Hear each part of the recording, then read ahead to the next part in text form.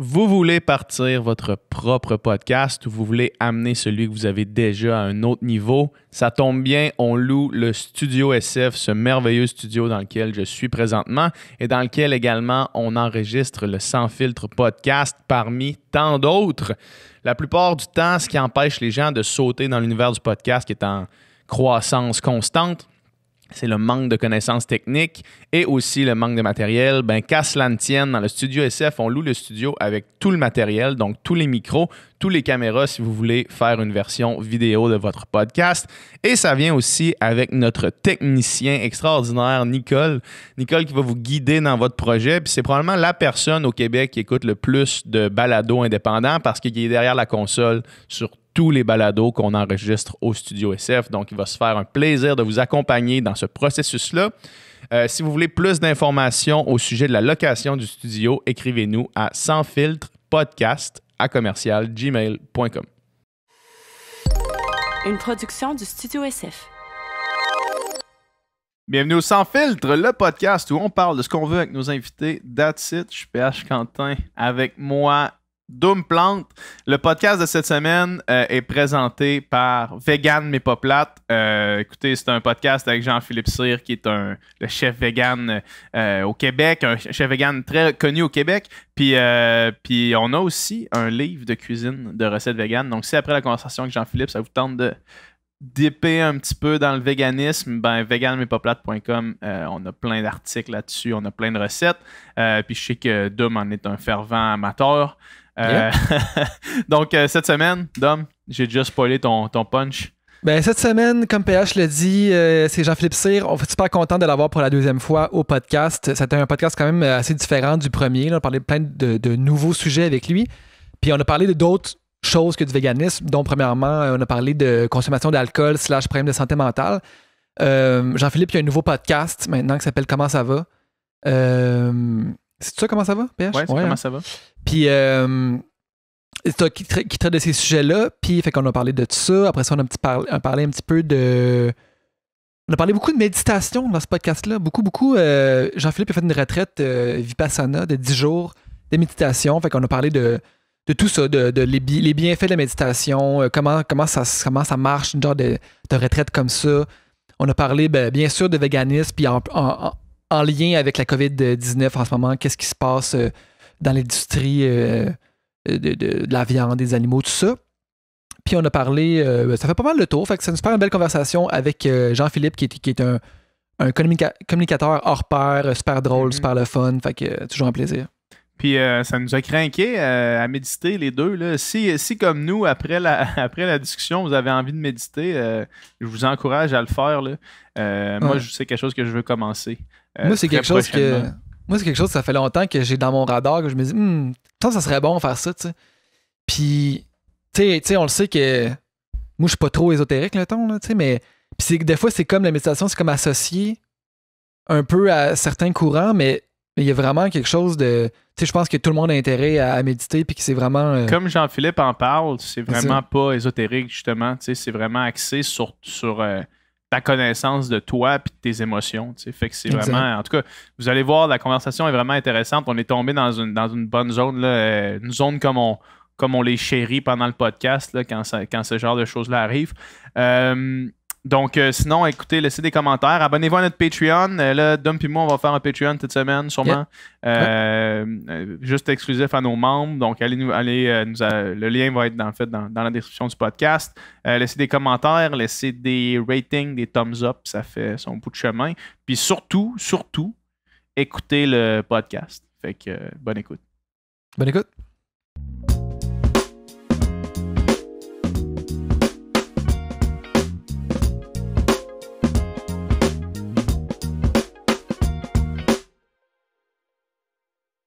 All right, Jean-Philippe, merci d'être là. Merci de l'invitation. Yes, plaisir. Ça a été dernière minute. Merci pour ta flexibilité. Écoute, j'ai pas grand-chose à faire dans ce temps-ci, pour être honnête. J'étais chez nous pas mal aujourd'hui. C'est quoi que tu fais d'ailleurs, là? C'est quoi que tu fais de tes journées d'ailleurs, là, Sansi? Je fais la même chose que d'habitude, je me pogne le derrière. Non, mais tu sais, moi, je suis un influenceur, ça fait qu'on fait pas grand-chose. Je lis des livres, j'invente des recettes, je mange, je fais des vidéos. Mais je me suis fait quand même canceller pas mal de gigs. Parce que je fais du spectacle, moi. Tu sais, je fais des conférences. représentations, Ton des stand-up. démonstrations. J'ai mon stand-up de démonstration culinaire. Qui est pas vraiment... Ben, c'est une démonstration culinaire. C'est pas une conférence. C'est pas... Ok. Tu sais, ça a l'air plate quand on dit ça, hein, une conférence, une démonstration culinaire. Moi, j'essaye de faire... mettre un petit peu d'ambiance. Mais là. toi, tu fais un peu. En fait, tu fais quasiment 3 affaires. Tu fais quasiment une conférence, une démo, puis un stand-up comique en même temps. Là. Ouais, puis c'est tout le temps la même affaire. Faut Les pas mêmes le jokes dire. pis tout. Les gens qui viennent voir ma démo 3 fois de suite, ils disent « Colin, il me semble qu'il récupère des jokes. » Ben oui, mais c'est de même. Ils disent un magicien. Moi, j'ai entendu ça à un moment donné, ça va peut-être interpeller Doom. Un magicien amateur change de truc. Un magicien professionnel change de public. Tu comprends? Ben oui. Des jokes de tofu, je peux pas en inventer à tous les jours. J'ai pas le choix d'en recycler un peu. là. Il y a juste une limite du nombre de blagues de tofu qui est possible d'exister. Eh oui. Ouais. Des En blagues même de temps. bouffe, c'est pas super, tu sais. C'est pas drôle, les jokes de bouffe. T'as fait ton rodage, là. Fait que, tu sais, là, t'as gardé la crème de la crème de blagues Ah ouais, là, de j'ai bouffe. mes gros hits, là. Fait que je reste de même. Mais sinon, mes journées, regarde, je crée des recettes, je travaille à la maison, moi. Ça fait que ça change pas grand-chose dans ma vie, là. Je me rends compte que je voyageais pas mal, par exemple, là. Ouais. Mm. On allait souvent Les s'inspirer. restos aussi, c'est ça. Hein? Ben oui, dans les restos. Moi, je m'inspire beaucoup d'un restaurant. Je vais dans un resto, puis je goûte à ça. Je dis, c'est une bonne idée. Tu sais, on allait souvent à New York, mais ça fait pas de tort non plus de rester chez nous, tu sais, un peu. Là. Mm. Ben oui. Puis là, pendant le confinement, t'as lancé un nouveau podcast. Oui, Euh, ça s'appelle Comment ça va? Ouais, où est-ce que tu parles de santé mentale? Oui, c'est un pet project. Comment tu dis ça, un pet project en français? Un projet de Projet passion. cœur, là. mettons? Ouais, un projet de cœur. C'est ça, je trouvais que ça valait la peine dans ce temps-ci. Je sais que c'est pas facile pour tout le monde là, avec le confinement puis tout ce qui arrive là, de rester sain mentalement. Mhm. Ça fait que j'ai dit, je vais parler à des gens qui sont plus ou moins connus. Là. Souvent, c'est des artistes qui ont vécu des problèmes de santé mentale ou pas nécessairement des gens qui veulent juste nous parler qui vivent de l'anxiété. Moi, je prends pour acquis que y a-tu vraiment quelqu'un qui en a pas de problème de santé mentale jamais là, dans notre société? Tu sais? Mhm. On a toutes des faiblesses, puis on dirait que quand tu as un confinement comme ça vient exacerber ben des affaires, surtout pour nous autres. Tu sais, je riais parce que je disais que j'étais un influenceur, mais c'est vrai, on se nourrit un peu du monde. Tu sais. On rencontre des gens, on a une vie publique, puis se retrouver, il y en a qui souffrent moins de ça, la solitude, il y en a peut-être qui sont contents, là. Mais quand je vois le monsieur, moi, qui nettoie la rue à tous les jours en avant de chez nous, parce qu'il est déjà propre la rue, là, on s'entend, là, je me dis, il y en a qui sont en train de virer fou, tu comprends? Probablement. Puis, tu sais, probablement que le monsieur qui nettoie ta rue ou le monsieur qui nettoie sa rue devant chez nous, mettons, on a tous ce monsieur-là, là, ou qui lave 14 fois son patio par jour. Là. Probablement que ces gens-là, tu sais, c'était des... Il y avait des habitudes qui étaient justement sociales, là, tu sais, ne serait-ce que d'aller au centre d'achat, ne serait-ce que d'aller voir leurs amis. Moi, je sais que mon grand-père, il sort pas beaucoup de chez eux, mais une des fois qu'il sortait de chez eux, c'était pour aller avec tous ses amis qui étaient encore vivants, ses amis du secondaire, puis d'aller au buffet des continents une fois par semaine, tu sais. Mhm. Ça, c'était une énorme activité dans sa semaine. Mais là, ça, tu l'enlèves complètement pour une durée indéterminée. Puis pour ces gens-là, probablement que la durée va être encore plus longue que pour nous, là. Oui, puis tu sais, mon père, il est retraité, puis il a sa petite partie de pool avec ses amis hebdomadaires. Mais il n'y en a plus. Puis comme tu dis, souvent, ces gens-là, c'est comme le clou de la semaine, tu sais. Ils ont besoin de ça pour sortir un petit peu de la maison. Puis des fois, pour les couples aussi, c'est moins facile. Tu sais, tu sors avec quelqu'un, mais là, tout d'un coup, tu es dans la même pièce pendant 24 heures sur 24, pendant quelques semaines. Fait que j'ai parti ça un petit peu dans l'optique de essayer d'aider les gens qui souffrent un petit peu. Comme j'ai interviewé Marcel, voyons, problème de drogue, toxicomanie, Sylvain Marcel. Sylvain Marcel, lui, il me disait que c'était pas facile non plus pour les gens qui ont des problèmes de consommation. L'ennemi de la consommation, c'est l'isolement. L'ennemi des problèmes de drogue, c'est l'isolement. Quand tu es tout seul, tu n'as rien à faire. Qu'est-ce que tu fais?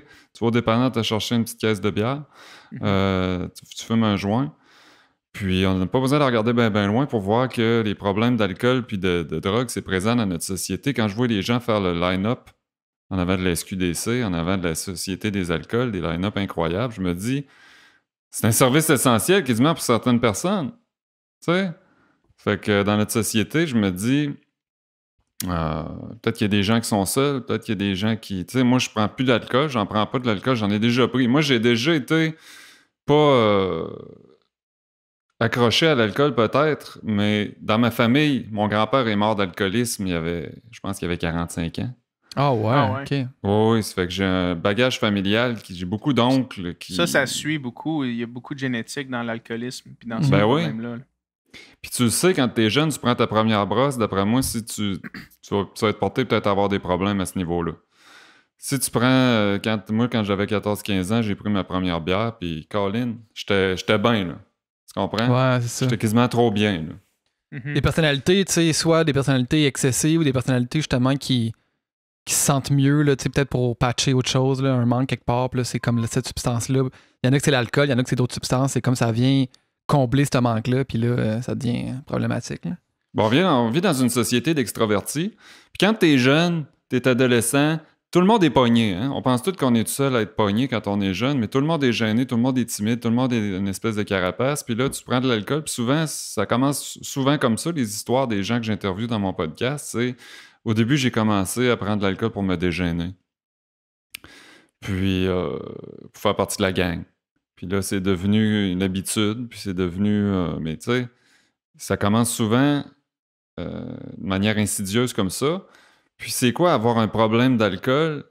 Ils disent que si tu prends de l'alcool puis tu sais pas combien que tu vas en prendre, mettons tu te dis je vais prendre 2 bières à soir, puis tu te réveilles le lendemain matin, tu en as pris 14, t'as un problème d'alcool. Si t'es pas capable d'arrêter de prendre de l'alcool, disons ben là, en fin de semaine, j'en prendrai pas, puis t'en arraches, ben t'as un problème d'alcool. Tu t'as pas besoin d'être un clochard là, pour avoir un problème d'alcool. Puis t'es pas obligé de te ramasser non plus en thérapie pour avoir un problème d'alcool. Ton problème d'alcool, ça peut être aussi de ne pas être productif. Tu sais, t'imagines-tu la productivité que tu gagnes juste en buvant du 7-Up, tu sais, à la place de prendre 12 bières le soir? Là, le lendemain, t'es bien plus actif, t'es bien plus proactif. Tu vas être entraîné, tu vas enregistrer des podcasts, tu vas être proactif. Je vais juste utiliser un exemple qui m'est arrivé tellement dernièrement, hier, là. Moi, ça faisait juste parce que j'étais en confinement, puis que je vivais une séparation en même temps. Fait que j'ai fait attention pour pas prendre d'alcool, pour pas tomber déprimé pour rien les soirs, tu sais. Puis, sans m'en rendre compte, je me suis rendu à 2 mois sans prendre une goutte d'alcool. Juste parce que j'étais chez nous puis que je faisais rien. Mais je courais, mes performances physiques étaient débiles mentales, rien comme j'ai vécu avant. Puis samedi, je suis allé dans un parc avec une gang d'amis, puis j'ai bu de la bière. Puis quand je suis revenu chez nous, je me sentais bizarre. Puis hier, toute la journée, j'étais une merde. Littéralement une merde. J'ai essayé d'aller courir parce que j'avais planifié d'aller courir parce que j'essaie d'avoir un horaire quand même strict. J'étais allé courir, je m'enlignais pour un 20 km, puis après 7, mes pulsations étaient dans le tapis, j'avais envie de vomir. Puis ma journée a été de la merde, là, littéralement de la merde. Juste à cause de ça. Puis je veux dire, j'ai pas blacké out, j'ai pas. C'est ça, t'as pas pris un 71 de vodka, là? Non, c'est ça. Puis c'est vraiment. J'ai jamais. De toute ma vie, j'ai jamais aussi remarqué clairement l'effet néfaste de l'alcool sur mon corps que hier. J'ai aussi clair que ça. Là. Non, c'est un poison, tu sais. C'est pas parce que tu mets du jus de fruits là-dedans que c'est de l'éthanol, là. Tu comprends?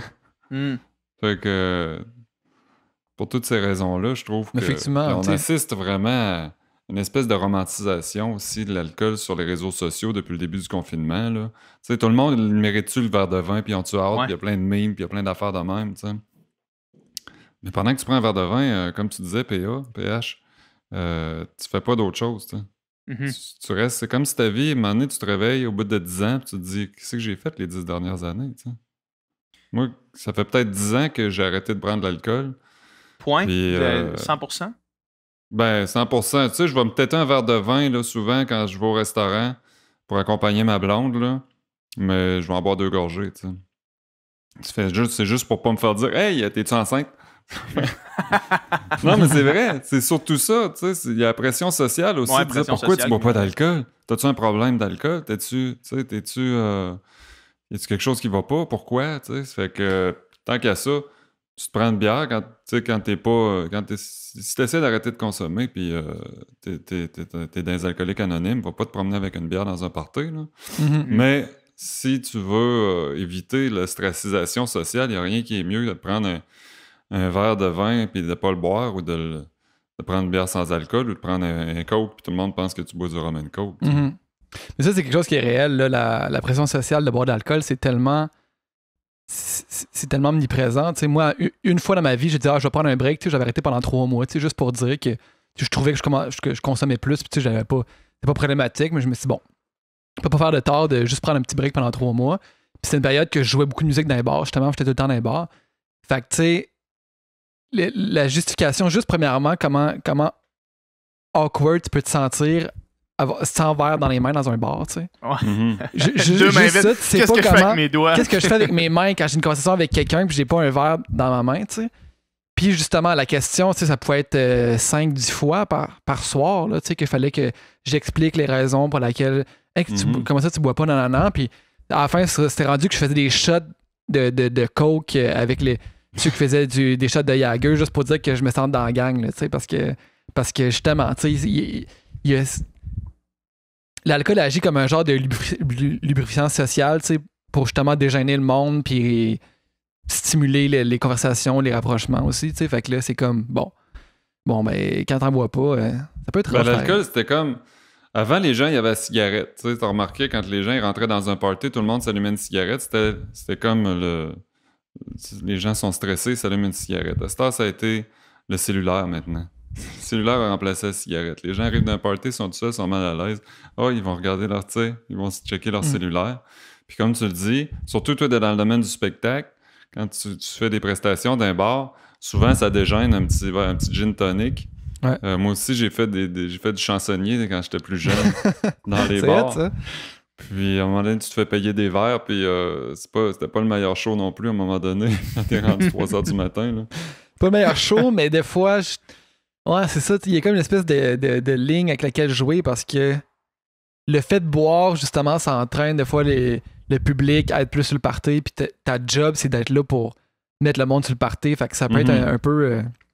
Il y a rien vicieux, de pire là. que de rentrer dans une petite grenouille à jeun à 2h30 du soir quand c'est le chansonnier qui est arraché, puis tout le monde tout le monde a progressé en même temps dans la soirée.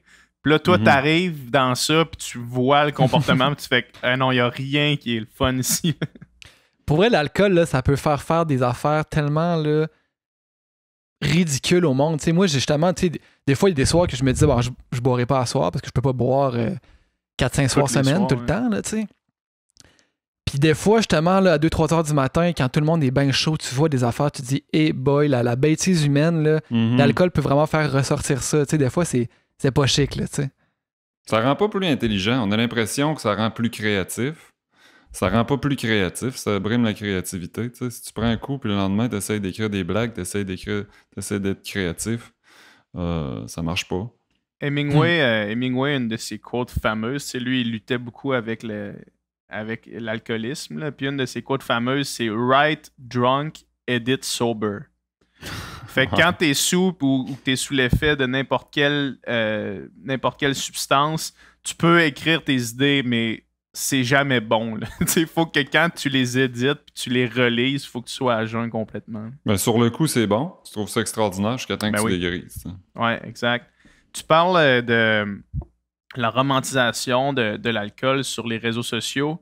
En ce moment, en tant que figure présente sur les réseaux sociaux, où est-ce que plus que jamais les gens sont là-dessus? Les gens suivent tout ce que tu fais. Comment est-ce que tu trouves ça, cette période-ci, en tant que créateur de contenu digital? Ben moi, j'ai toujours trouvé ça difficile, là, les réseaux sociaux, parce que c'est une arme à double tranchant. On en a besoin faut l'alimenter. Puis c'est comme ça que la cuisine de Jean-Philippe C'est comme ça que mon projet est né. Moi, c'est sur Facebook. Je faisais des vidéos. Puis au début, je me montrais pas. Je montrais les recettes, mais on me voyait pas. On voyait juste mes mains. À un moment donné, je me suis mis plus en avant. Puis là, c'est de là que j'ai eu des contrats d'édition avec tout ce qui s'ensuit. Mais c'est pas évident de se mettre sur la place publique parce qu'on porte flanc aux critiques. Puis des critiques, il y en a. Ouais. Mhm. Puis tout le monde est parfait. Mm-hmm. Tout le monde est parfait sur les réseaux sociaux, c'est-à-dire, des fois, tu fais un post, tu y penses pas. La semaine passée, je vais à l'épicerie, je fais une story. Mm-hmm. Où je porte un masque. Tu comprends? J'ai dit, je vais donner l'exemple, parce que je suis pour le port du masque, ça fait que j'ai dit, je vais porter un masque. Mais là, je l'enlève pour parler, mais je l'enlève pas de la bonne manière. Tu comprends? Je me mets les doigts dans mon masque. Mais là, toute la journée, moi, je suis beaucoup ce qui se passe sur mon compte parce que j'aime ça répondre aux gens aussi. Il y en a qui ont des questions légitimes. Tu réponds quasiment à tout le monde, là. Ben oui, parce que faut que si tu réponds plus, tu perds le fil, puis là, tu vas en avoir trop. Ça fait que j'aime ça, être up-to-date. Mais toute la journée, j'ai eu peut-être 300 personnes qui m'ont dit « T'as enlevé ton masque d'une mauvaise manière! Tu t'es mis les mains dans ton masque! » Fait que toute la journée... ton masque. Tu sais, une fois, au début, je répondais « Oui, merci, je sais. Ouais, j'ai bien vu ça là, c'est parce que vous êtes 300 à me le dire. » Mais... Tu sais, c'est des affaires, tu te dis. Aujourd'hui, mais excuse-moi, juste pour rebondir real quick là-dessus, est-ce que les gens qui t'écrivaient, j'imagine qu'il y avait un pourcentage qui c'est juste, hey, juste si tu le savais pas, mais c'est sûr qu'il y en avait aussi qui avaient un ton paternaliste dans ça, là. Ouais, genre, ça sert à quoi de se mettre un masque? Ouais. Tu comprends, tu sais? Ouais. Si t'es pour te mettre les doigts dedans, c'est qu'il y a toujours des gens... Puis j'avais pris un de mes produits de la cuisine de Jean-Philippe que j'avais acheté. Ça fait que je me suis montré en train de prendre le produit, puis je l'achète, je vais manger ça pour dîner. En plus, t'as pris un produit dans tes mains, tu l'as remis là. Tu sais, je l'ai pas remis là, je l'ai acheté parce que je l'ai mangé, tu sais. Mais c'est toujours... Des fois, tu doutes de rien. Tu fais ça tu sais, tu fais un post, t'es content, tu sais. Tu te motives, tu te dis « Ah, ben, je vais partager une expérience. » Du contenu. Du contenu, tu sais. Puis tu sais, PH, t'es souvent là-dessus, tu sais. Puis tu fais ça en toute bonne foi, puis tout d'un coup, là, tout le monde se rabat sur toi parce que « Ah, t'aurais dû faire ça. » Moi, je l'ai vécu. Je te dirais que maintenant, quand je suis en voyage, j'en fais plus de stories. Parce qu'il y a tout le temps quelqu'un qui va me dire... Tu voyages, t'es vegan, mais tu prends l'avion. En plus, t'es vegan, puis tu prends l'avion. Ouais, mais... Dans ma tête, c'est pas parce que t'es vegan que tu prends pas l'avion. Mais pour certaines personnes, c'est souvent agressif, c'est souvent tu fais ce que je dis, faites pas ce que je fais.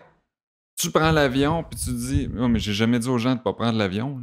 On essaie tout de limiter, mais on peut pas être parfait. C'est comme quand les gens ont signé le pacte, là, ils se sentaient mal d'avoir signé le pacte parce qu'il y avait une voiture. Tu peux pas être parfait. Tu peux pas être parfait. Ça fait que là, j'ai dit bon. Je vais faire une autre story la semaine suivante, la semaine dernière. Oh, je vais montrer aux gens comment porter un masque. Parce que moi, ma femme est médecin. Elle dit, là, mettez-vous un maudit masque, là. Arrêtez de niaiser, mettez-vous un masque. Fait que là, elle dit, tu devrais me montrer comment est-ce qu'on porte un masque. Est-ce qu'il y a une manière de le mettre? Je m'en suis rendu compte qu'il y avait une manière de l'enlever, en tout cas. Fait que là, je montre ma story, puis je dis, tu sais, des masques comme ça, vous pouvez trouver ça sur Amazon. Ah ouais. La gaffe. Le mot dire Amazon, c'est fini, là. La gaffe que j'ai faite. Là, c'était parti. Tu sais, c'est pas drôle. Je finis ma story, bling, bling, bling, bling, 3-4 commentaires. 5 commentaires en ligne, là, dedans de peut-être 3 minutes. Tous des commentaires négatifs. Mais comment est-ce qu'on peut être vegan puis magasiner sur Amazon? Tu sais, c'était juste du négatif. Fait que là, j'étais en maudit. Là, j'ai dit ma journée. J'étais content, moi. Je montrais aux gens comment mettre un masque. Tu sais, je fais des jokes, je suis content, je suis heureux. C'était du bon contenu, tu faisais des jokes, tu montrais ton masque. Je fais ma part pour la société. J'essaie de montrer, j'essaie d'utiliser parce que j'ai beaucoup de gens qui nous écrivent en privé. Avec ton following, tu devrais faire ça aussi. Hein. Mm-hmm. Je sais pas si toi, ça t'arrive aussi. Tout le temps. Mais toutes les fois qu'il y a quelque chose de social, tu devrais en parler parce que tu as du monde qui te suit. C'est vrai aussi, on a une responsabilité sociale. On est des gens, ça fait qu'on a un micro. Pourquoi pas l'utiliser à bon escient? Mais tu peux pas parler de tout. Non.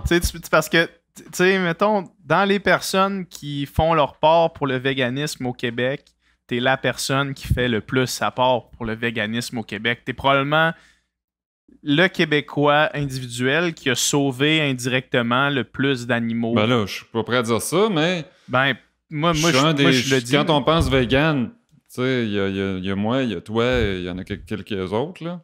C'est sûr qu'il n'y en a pas tant que ça. Il y en a moins qu'en anglais, là. Ouais, mais non, mais le point était de dire, tu sais, tu fais ta part beaucoup pour ce mouvement-là déjà, puis tu peux pas commencer à porter tous les chapeaux, sinon tu passerais ton temps à faire de la justice sociale sur les réseaux sociaux. Là. Ce serait que ça, puis le monde arrêterait de te suivre aussi. Là. Mais c'est jamais correct. Tu comprends? Non. C'est qu'on peut pas être de tous les combats, à un moment donné, c'est juste impossible. Tu sais. Il y a un livre qui traînait à la bibliothèque ici, puis c'était Comment être un adulte là, en genre 400 quelques étapes. Là. Puis une des premières étapes, c'est définir qu'est-ce qui est dans ton cercle d'action puis ton cercle de concern. Je n'ai pas l'équivalent mot français. T'sais. Mais dans le fond, de choisir qu'il y a des choses qui te préoccupent, mais tu ne vas pas nécessairement prendre action pour cette chose-là parce que tu ne peux pas juste prendre action de toutes les injustices et tous les problèmes dans l'univers. Fait que, ben moi, mon champ d'action, les choses sur lesquelles je vais m'impliquer puis je vais vraiment agir, c'est ça et ça. T'sais. Un nombre limité parce que sinon, c'est viré fou. Les autres choses, ça me préoccupe, oui, mais je vais me dire, ben, c'est pas nécessairement à moi de faire quelque chose pour ça, mais quelqu'un d'autre va peut-être le faire. Là, fait que, de définir ça. T'sais. Puis, ce que tu disais tantôt, Jean-Philippe, ça me faisait penser. L'autre jour, j'entendais une entrevue d'un philosophe français qui s'appelle André Comte-Sponville, puis lui, il disait en ce moment, on est en train d'assister. Il y avait déjà le politically correct, puis là, mettons, les gens qui vont travailler, l'espèce de police des politically correct qui vont t'envoyer des messages justement quand tu parles d'Amazon ou quoi que ce soit. Puis là, t'as maintenant la police du sanitairement correct. Là, lui, il est pas à 2 mètres. Lui, il a mis son masque. Lui, il a fait ci. C'est comme là, t'ajoutes un autre niveau de stoulage puis de checkage du shaming. C'est ça, sanitaire, culpabiliser les gens. Ouais. Toujours culpabiliser les gens. Puis ces gens-là qui culpabilisent les autres sur les réseaux sociaux, souvent, tu vas voir leur profil, c'est une photo de chat. Ils montrent même pas leur vrai visage, souvent, puis ils sont tout le temps en train de chialer sur tout, tu sais. Puis moi, je cours pas après les commentaires, là. Je vais pas sur des groupes Facebook pour voir si les gens parlent de moi. Je sais qu'il y a des gens qui m'aiment pas, tu sais. Vivre sur une roche pour penser que tout le monde t'aime. Mais ma blonde, elle a fait une bonne job pour aller débusquer les commentaires négatifs. Mais souvent, tu sais, le gars qui va dire, c'est un de mes vidéos qui va dire « Hey, c'est même pas drôle. » Régent de la chute, tu sais. Ben, toi, t'es drôle, Régent. Ben là, ma blonde, elle me dit, le gars qui a dit c'est même pas drôle, c'est ton vidéo, là. Ben, il a dit la même chose il y a le mois passé, c'est ton autre vidéo, tu sais, elle le reconnaît. Puis pourquoi ils reviennent, ces gens-là, tu sais? Ben, c'est ça que tu te demandes. Pourquoi tu me suis? Pourquoi t'es arrivé ici, tu sais, si t'aimes vraiment l'algorithme, comment tu t'es rendu? L'algorithme, il marche que si tu likes ma page, tu vas voir mes affaires. Fait que si tu continues à les regarder, c'est parce que t'as cliqué dessus à un moment donné, là. C'est que t'as commenté, tu sais.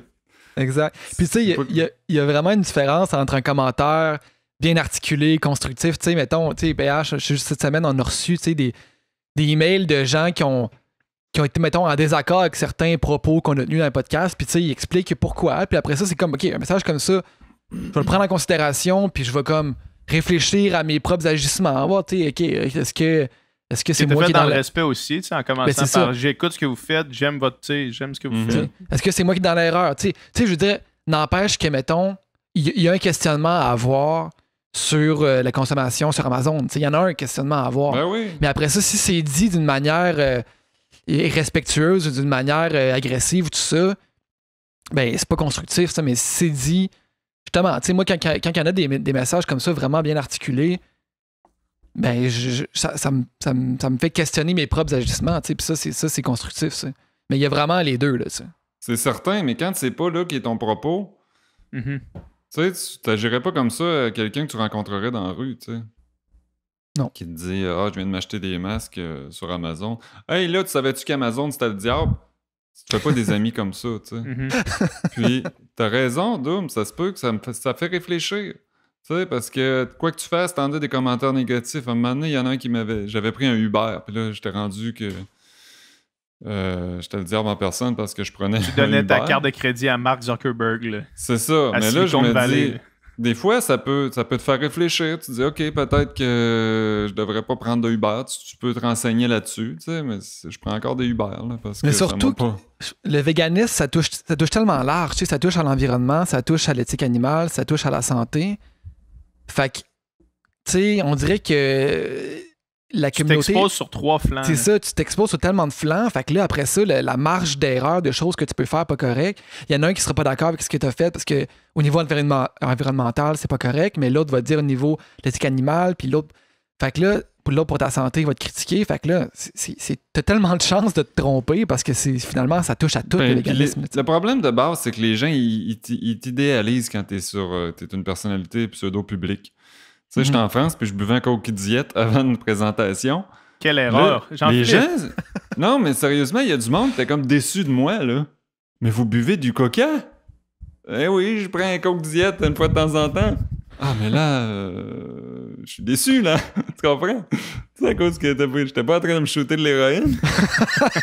Je buvais une liqueur, tu sais. L'héroïne, c'est légal, de toute façon. Pour eux autres, tu sais, t'encourages une multinationale qui est néfaste, c'est pas bon pour la santé. Oui, je sais tout ça, mais je peux-tu prendre la décision quand même de me prendre une canette de liqueur une fois de temps en temps, tu comprends? Fait que tant qu'on va idéaliser les gens, puis que souvent les influenceurs, ils essayent de montrer une espèce d'image de perfection, tu sais. Puis ça peut jouer aussi, là. Moi, j'essaie de me montrer comme je suis, là, tu sais. Souvent, ma blonde est même gênée. Elle dit, coudonc, t'aurais pu, tu sais, enlever ton persil d'un dent avant de faire une story. T'as pas vu, tu sais, des fois, elle m'appelle de la job, elle dit, comment que t'étais à manger, tu sais, sur Internet, là, parce qu'elle travaille avec des gens qui me suivent. Puis là, elle dit, hey, ton chum, il s'est coupé les cheveux tout seul, ça paraît. Mais tu sais, il y a des gens qui essayent de se montrer parfaits, puis là, c'est sûr que si tu fais la morale à tout le monde, après ça, les gens, ils vont peut-être être plus tentés de te faire la morale, mais nous autres, tu sais, moi, personnellement, je fais pas la morale aux gens à savoir arrêter de manger de la viande. Tu sais vous savez comment je pense, là? Je pense que c'est pas en tordant le bras à personne qu'on va faire changer la mentalité, c'est en informant, tu sais. Mais ça c'est un bon point, puis tu sais, moi, ce que tu dis là, puis tu sais, quand tu as partagé les screenshots des gens qui t'écrivaient pour Amazon, là, tu sais, je t'ai écrit et j'ai fait, man, c'est débile, là, tu sais, ce genre de commentaires-là, parce que, évidemment, moi aussi, je m'expose à ça, puis j'en reçois beaucoup. Puis ça m'a amené au point où est-ce que je me suis dit, OK, je vais arrêter de juste tout montrer ce que je fais. Ou de montrer, puis je vais cibler qu'est-ce que je veux montrer, ou est-ce que je sais que je suis en contrôle de ce que je vais montrer. Puis ça, je sais pertinemment que, probablement parce que c'est une minorité bruyante qui écrit ce genre de commentaires-là, puis je sais que ça va nuire à, du moins probablement qu'il y a plein de monde qui aimerait ça, plus voir en détail, tu sais, qu'est-ce que je fais, puis me voir moi, plus moi, mais juste à cause de ce genre de commentaires-là, moi, j'ai pris la décision d'arrêter de le faire parce que tu peux pas te censurer. C'est too much. Parce qu'à un moment donné, tu perds toute ta spontanéité. Ouais, c'est ça. Mais écoute, moi, c'est ça que je fais, puis j'en ai plus beaucoup, effectivement. Non, c'est mais dommage. moi, j'essayais. Au début, ça m'affectait plus. Tu sais, à un moment donné, j'ai fait une story dans mon auto, j'ai des bancs en cuir. C'est un char que j'ai acheté avant d'être vegan. Ça fait longtemps là, que j'avais mon char. Là. Tu sais, puis c'était lui qui restait dans le cours, puis j'avais pas pensé à ça. Moi, tu sais, j'ai pas à me justifier non plus. Non, ben non, Alice, mais non. Mais mon prochain char, il n'y aura pas des bancs cuir. Mais là, je me suis fait ramasser parce que ben là, j'ai dit qu'est-ce que je fais? Je pourrais plus faire de story dans mon auto. Mais à un moment donné, tu te dis, regarde, ça va être plate. Si on se censure tout le temps puis on marche toujours sur des œufs, t'es pas toi-même, tu deviens tu sais, le gars qui se met en scène en faisant une story puis qui répète. Moi, j'aime ça quand justement les réseaux sociaux, c'est fait pour avoir une proximité. Là. T'es pas à la télévision, là. T'es dans le salon chez la personne. Faut pas perdre notre spontanéité non plus à cause d'une minorité. Puis plus que t'interagis avec ces gens-là, tu sais, j'ai appris assez tôt que si tu te mets à chicaner avec quelqu'un qui a rien que ça à faire dans la vie, se chicaner, là, tu vas perdre ton temps. Tu sais, quelqu'un qui t'écrit, puis tu le vois, les gens qui veulent juste mettre de l'eau du gaz sur le feu, là. C'est pas long que ces gens-là, tu peux pas gagner avec des gens comme ça parce qu'ils ont toute la semaine. Non, c'est ça, exact. C'est impossible de sortir victorieux d'un argumentaire sur Facebook ou sur Instagram. Ça arrive jamais. Tu gagnes jamais. Jessie, elle le faisait avec les... Tu sais, à un moment donné, elle a fait une publication sur l'industrie laitière. Mhm. Puis là, il y a comme une influenceur des fermiers. Là, elle était suivie par comme 30 000 personnes, puis elle montrait son style de vie de productrice laitière, dans le fond. Là. Mhm. Puis là, elle a comme pris sur elle de mener une guerre puis de diriger son public vers la publication de Jessie. Puis Jessie, elle n'était pas capable de laisser le dernier mot Mhm. à ce monde-là. Fait que sous la publication, là, il y avait une espèce de conversation d'à peu près 1000 messages Mhm. de juste comme de la merde qui se brassait, puis c'était impossible de sortir de ça. Puis moi, je disais, arrête de faire ça. Puis elle était pas capable de laisser le dernier mot à cette industrie-là, mettons. Mhm. Puis ça, c'était une période insane. Là. J'avais déjà entendu, je l'ai déjà dit sur le podcast, là, mais c'est pas grave, on va le répéter. Là. J'avais entendu ça justement à radio, qu'il y avait des études qui avaient été faites là-dessus, tu sais, puis que dans une argumentation sur Facebook, jamais après 5 commentaires, il y a un des deux partis qui a changé son opinion, tu sais. Mhm. Fait que, tu sais, des fois, mettons, tu vas avoir deux personnes qui se répondent, puis là, après 2-3 commentaires, l'autre personne va faire ah, OK, je m'excuse, OK, c'est vrai, excuse-moi, j'étais dans l'erreur. Mais plus que ça veut dire que les deux personnes n'ont absolument aucun intérêt à questionner puis à changer leur opinion, puis jamais, après 5 commentaires, l'argument, ça vaut la peine d'avoir une argumentation, tu sais. Non, puis souvent, c'est absurde. C'est absurde des fois. Parce qu'il y a des gens qui ont des problèmes mentaux. Tu peux avoir un compte Facebook puis être en institution, là. C'est qu'il y a des gens qui, moi, ils m'ont déjà stalké. Ils se sont créés plusieurs comptes. Ils disaient des affaires comme « Ma sœur s'est suicidée à cause de toi ». Là, tu essaies de bloquer ces gens-là un petit peu partout. Ils se créent d'autres comptes. Puis ça, c'est très désagréable quand il y a des gens qui se mettent à fabuler sur toi comme ça, là. Ça pollue aussi. Après ça, tu sais, les gens qui viennent sur ta page, si justement tu t'es fait attaquer par un groupe de monde qui t'aime pas, ou tu sais, après ça, c'est comme pour les autres, c'est comme se promener dans les commentaires, tu sais, tu n'auras pas, mettons, quelque chose de constructif, de le fun à lire, des témoignages de monde qui aiment ce que tu fais, ça va juste être comme de la pollution, là, tu sais, puis... Non, c'est ça. C'est Puis moi, je plate me pour le plains, reste, regarde, ça m'arrive pas. Je fais partie des chanceux, là, parce que les gens, ma communauté, c'est du monde super bienveillant, là, puis j'ai pas de problème au quotidien. C'est peut-être, je sais pas si ça joue le sexe de la personne, je sais pas si ça joue. C'est sûr que moi, je suis un gars, ça fait que j'aurais pas des vieux cochons qui vont m'envoyer des courriels, puis des dick pics, des affaires comme ça. Ça, c'est sûr et certain. Fait qu'on se plaint un peu le ventre plein aussi, mais... t'sais. Mais quand même. Puis tu sais, c'est... ça devient vraiment étourdissant de gérer des réseaux sociaux, puis probablement que tu sais de quoi je parle. À un moment donné, quand tu veux répondre à tout le monde, quand tu veux essayer que tout reste clean, que tout reste... somme toute dans le respect, ça devient vraiment... en tout cas, moi, je trouve ça overwhelming quasiment, là, d'essayer de garder du contenu sur toutes les plateformes, d'essayer de rester actif, d'essayer de répondre aux gens, d'essayer de répondre à mes messages pour garder une communauté engagée. Des fois, ça m'apparaît comme un tourbillon puis une espèce de montagne qui est difficile à grimper. Là. Comment est-ce que tu gères tout ça? Parce que tu es quand même, somme toute, actif, tu crées du contenu, tu réponds aux gens. As-tu des trucs pour être capable de rester focus ou stable dans tout ça? Ben moi, j'ai 300 000 followers en anglais aussi sur Instagram. Ouais, là. c'est ça. En plus, t'as 2 fois, en fait, t'as beaucoup plus de monde que... J'ai beaucoup que de juste en monde, mais français, quand là. tu restes dans ton sujet, t'as beaucoup moins de troubles.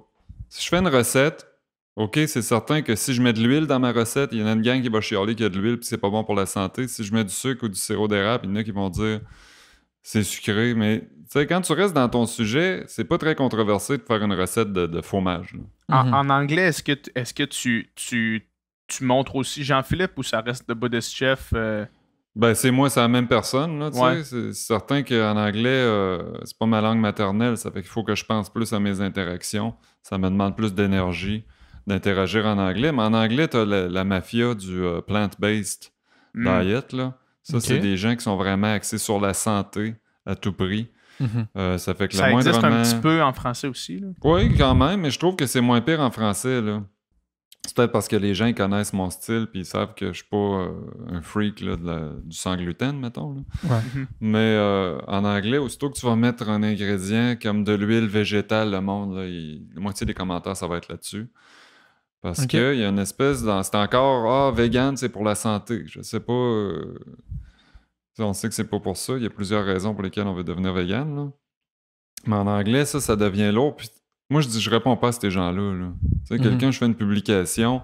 De l'huile, c'est mauvais pour... Je pourrais commencer à y expliquer. Écoutez, madame, c'est 4 portions. Je mets une cuillère à soupe d'huile. Ça revient à moins d'une cuillère à thé par pot. Mais tu sais, ça servirait à quoi? Parce qu'après ça, elle va m'envoyer une étude qu'elle a pognée sur Facebook de la revue Vie, je sais pas quoi. Comprends? Puis là, il y en a un autre qui va arriver avec une autre étude, puis ça va partir un débat. Puis tu sais, tu peux pas gagner, comme tu disais, avec ces gens-là. Ils sont tellement campés dans leurs opinions que t'es juste mieux de laisser aller puis de dire OK, c'est beau, Puis, regarde, puis mets-en tu sais, pas. la réponse à ça devrait être tellement simple au sens où mets-en pas. Ben c'est ça! Genre, t'aimes pas. Quand je mets du sel, tu trouves ça trop salé? Mets-en Mets-en pas. pas de sel! C'est une C'est recette. ça, c'est ça, tu sais, la quantité de sel me semble trop grosse. Ben oui, mais qu'est-ce que tu veux? Puis tu sais, une caméra, tu sais pas combien, tu peux pas mesurer avec une caméra vraiment avec un ordinateur, tu sais, tu peux pas dire il a mis trop de sel dans une recette, tu as pas goûté, là. Fait, fait que comment tu t'es capable de gérer ça pour pas virer fou, toutes ces plateformes-là, tout ce contenu-là, toutes ces... Ben, l'affaire, c'est que t'as pas le choix d'être à l'écoute de la communauté. Parce que moi, des gens, ça m'insulte quand je vois des gens qui font des posts juste pour créer de la bisbille ou pour créer de l'interaction puis qui s'en vont, tu sais. C'est comme si je t'appelais, je te disais, puis comment ça va? Ah, ça va bien, ok, continue, je m'en vais à la toilette, tu sais. Fait que j'essaye de quand même, faut quand même garder, être on the top of it, comme on dit en anglais. Puis de répondre, parce qu'il y a des gens, les médias sociaux, c'est fabuleux pour les gens qui ont vraiment des questions. Il y en a qui ont des questions. Il y en a des gens qui m'écrivent de l'épicerie, ils m'envoient des screenshots, c'est tout ça le tofu que tu utilises. Ça me fait plaisir de répondre, de dire oui, c'est lui, non, lui, il est trop ferme, il est pas assez ferme. Ça fait qu'il faut quand même que, tu sais, moi, je suis assez accessible, puis il n'y a pas personne qui va gérer mes réseaux sociaux, jamais, parce que c'est des questions souvent qui sont pertinentes, que les gens me posent, puis ils m'envoient des photos de leurs recettes, je les repartage. Fait qu'il faut quand même que tu suives. Mais à un moment donné, si tu suis les bons côtés, tu n'auras pas le choix de subir les mauvaises critiques aussi. Puis comme je te disais, chanceux parce que les gens, c'est peut-être parce que je suis un gars, les gens ne m'attaquent pas sur mon physique, ils ne m'attaquent pas sur, tu sais, souvent, je pense que c'est pire pour les filles. Là. Sans aucun doute. Est-ce que tu as des non-véganes qui s'acharnent? Des Jamais. anti-véganes? T'en as pas? Jamais. Ah, ça, t'es chanceux, C'est les par véganes exemple. qui s'acharnent. C'est les plus tabarnak, eux autres. Non, j'en ai pas. Je dirais que c'est plus des véganes qui s'acharnent sur moi. Il y en a qui disent que je suis pas assez végane à leur goût. Tu sais, c'est sûr que peu importe ce que tu fais dans la vie, hein, Pas le assez temps vegan. du monde, tu seras pas assez, tu vas être trop, ben non, tu vas être...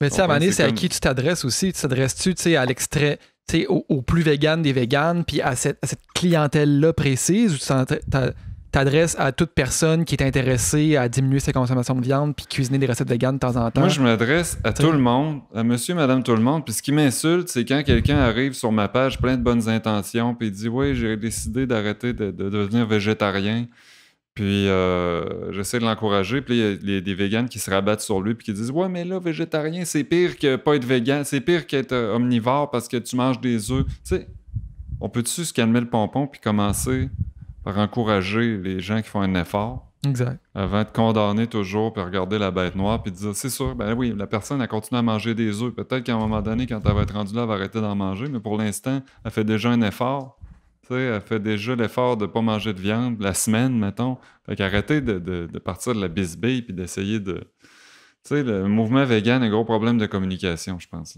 Mhm. Ouais, je pense que tu l'as bien dit. J'ai écouté ton sous-écoute avec Mike Ward, là, le sous-écoute en studio. Puis tu parlais que tu avais fait Vipassana à Montebello. Oui. Ça, c'est dans le fond, pour ceux qui nous écoutent, qui ne savent pas c'est quoi, c'est un 11 jours en silence. C'est-tu 11 jours? C'est 10 jours, mais théoriquement, t'arrives la veille, ça fait que c'est comme un 11 jours. Ouais. Mais c'est un 10 jours en silence. En silence complet? Méditation silencieuse. C'est un cours de méditation. On peut dire ça comme ça. C'est une retraite de méditation. Puis toi, tu méditais avant ça? Ouais.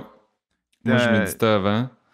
Je pense que c'est important de méditer un petit peu avant de... Tu t'en vas pas faire une course de vélo quand t'as jamais pris un bicycle. Tu fais pas le Tour de France si t'as jamais fait du vélo. Là. Il y en a qui le font, là, mais mettons que c'est long. C'est déjà long quand t'as un petit peu d'expérience. Est-ce que ça, c'est un organisme sans but lucratif qui est à Montebello, puis qui est dans tous les pays. Hein. Tu peux le faire dans tous les pays, ce cours-là. Ça s'appelle Vipassana. Puis tu peux le faire en Inde, tu peux le faire, il y en a aux États-Unis, il y en a partout. Tu vas là, tu t'inscris en ligne, c'est gratuit. Mais en partant, tu laisses ce que tu veux pour la prochaine personne. Tu sais, c'est un petit peu, tu payes pour le suivant. Tu peux laisser 100$, tu peux laisser 200$, tu peux laisser 300$, tu peux laisser 0 cents si tu veux. Il n'y a personne qui va savoir que tu n'as rien laissé. Tu sais. Ça fait que tu arrives là, tu t'installes, c'est 10 heures de méditation par jour pendant 10 jours, retraite silencieuse. Ça fait que si jamais tu as des démons, des affaires que tu essayes de fuir dans ta vie, inquiète-toi pas, ça va remonter à la surface, tu comprends? C'était quoi ta motivation à aller là? Y a-t-il une raison pour laquelle tu te dis... Moi, mon père l'avait fait. OK. Puis moi, mon père, c'est quelqu'un qui est assez pragmatique, tu sais. Il y a beaucoup de scientifiques qui font ces méditations-là. Puis lui, il avait dit, c'est parce que moi, je veux vieillir, puis j'ai peur de perdre mes capacités, puis je veux vieillir en paix, puis il était plus capable maintenant de déblayer sa course. Fait qu'il dit, je vais voir si je perds tout ce que j'ai, tous mes repères, comment est-ce que je vais réagir. Puis le but d'aller là, c'est aussi d'observer sans juger. T'observes. Tu manges pas quand tu veux là-bas, t'observes à voir comment, c'est quoi que ça fait avoir faim.